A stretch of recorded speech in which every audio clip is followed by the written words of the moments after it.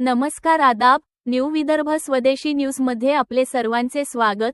मुख्य संपादक अमीन खान यांची रिपोर्ट. पुरुष दास्यातून मुक्त झालेली महिला मानसिक दास्यातून केव्हा मुक्त होणार? सविताताई मुंडे, नांदुरा. काल दिनांक डिसेंबर 26, 2025 रोजी नांदुरा डॉक्टर बाबासाहेब आंबेडकरांनी 25 डिसेंबर 1927 ला मनुस्मृती दहन करून महिलांना पुरुष तसेच सामाजिक दास्यातून मुक्त केले. तीच महिला 97 वर्षांच्या प्रदीर्घ कालावधीनंतरही मानसिक तसेच कर्मकांडातून कधी मुक्त होणार, असा प्रश्न वंचित बहुजन आघाडीच्या राष्ट्रीय कार्यकारिणी सदस्य सविताताई मुंडे यांनी उपस्थित केला. त्या वंचित बहुजन आघाडी जिल्हा शाखा बुलढाणाच्या वतीने आयोजित महिला मुक्ती दिन मेळाव्यात प्रमुख मार्गदर्शक म्हणून बोलत होत्या. कार्यक्रमाची सुरुवात प्रथमतः प्रमुख पाहुण्यांच्या हस्ते राष्ट्रमाता जिजाऊ, सावित्रीमाई फुले, माता रमाई तसेच महापुरुषांच्या फोटोला माल्यार्पण व दीपप्रज्वलनाने झाली. भारतीय बौद्ध महासभेच्या महिला जिल्हाध्यक्ष छायाताई बांगर यांनी आपल्या मनोगतात मनूच्या कायद्यामुळे स्त्रीला दाराचा उंबरठाही ओलांडता येत नव्हता. तीच स्त्री सातासमुद्रापलीकडे जाऊन पोहोचली असून देशाच्या पंतप्रधान व राष्ट्रपती पदालाही तिने गवसणी घातली आहे. याचे संपूर्ण श्रेय डॉक्टर बाबासाहेब आंबेडकर यांनी केलेल्या मनुस्मृती दहन व भारतीय संविधानाने महिलांना दिलेल्या अधिकारामुळे शक्य झाल्याचे सांगितले.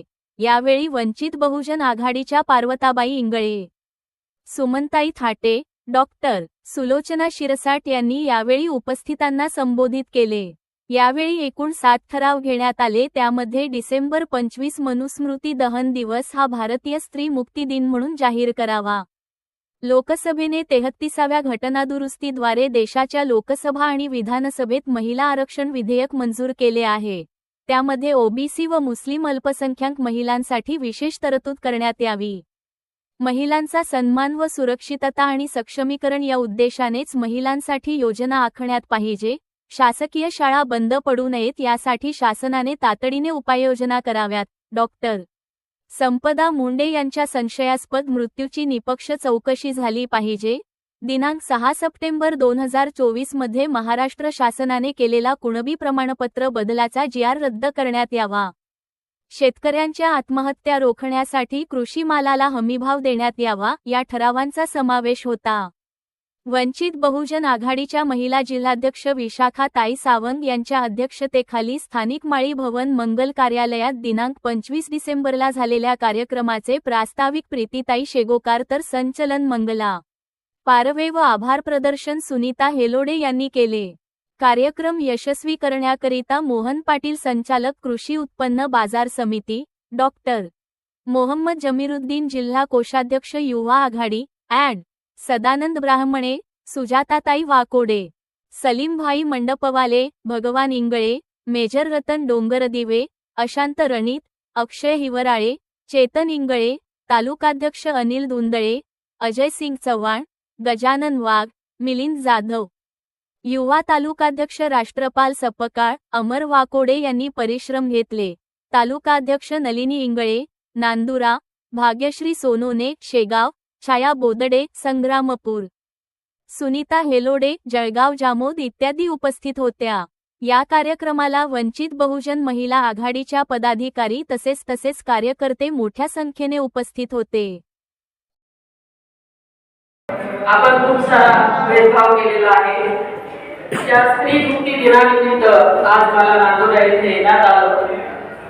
घाटाखाली आणि घाटावरती असा 2 विभागामध्ये जिल्हा बुलढाणा वाटला गेलेला आहे. घाटाखालचे प्रतिनिधित्व करत असताना जरी मी केंद्रीय कार्यकारिणी बाळासाहेबांनी मला स्थान दिलं असलं तरी मी वंचित बहुजन आघाडीच्या सामान्य कार्यकर्ता म्हणूनच काम करते.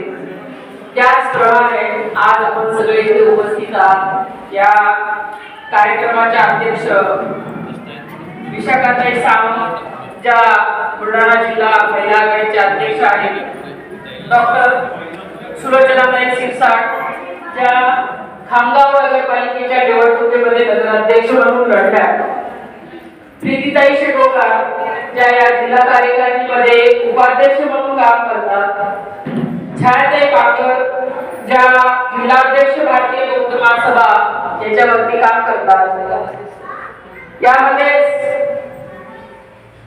ज्येष्ठ नेते भीमरावजी तायडे